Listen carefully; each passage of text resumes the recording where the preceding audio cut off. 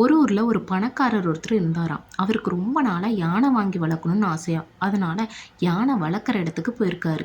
அங்கே போயிட்டு யானை வளர்க்குறவர்கிட்ட, என்னங்க எனக்கு ஒரு யானை வேணும், எனக்கு வளர்க்கணும்னு ரொம்ப ஆசை அப்படின்னு சொல்லி கேட்டிருக்காரு. அதுக்கு யானை வளர்க்குறவரும், வாங்க நான் கொடுக்குறேன் அப்படின்னு சொல்லி கூட்டிகிட்டு போகிறாரு.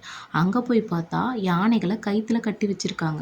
இதை இந்த பணக்காரர் பார்த்துட்டு, என்னது யானையை கயிற்றுல கட்டியிருக்கீங்க, ஒன்றா சங்கிலியில் கட்டுவாங்க, இல்லைன்னா கூண்டில் அடைப்பாங்க, நீங்களும் இந்த சின்ன கயிற்றை போட்டு கட்டி வச்சுருக்கீங்க அப்படின்னு சொல்லி கேட்குறாரு. அதுக்கு யானை வளர்க்குறவர் சொல்கிறாரு, நாங்கள் குட்டியாக யானை இருக்கும்போதே எடுத்து வளர்க்க ஆரம்பிச்சிருவோம், அப்போ சின்ன கயிற்றெல்லாம் கட்டி போடுவோம். அதை அந்த யானைக்குட்டி இழுத்து பார்த்துட்டு, இது என்னால் இழுக்க முடியல, என்னை விட இது பலமாக இருக்குது, நான் பலவீனமாக இருக்கேன் அப்படின்னு நம்பிடும்.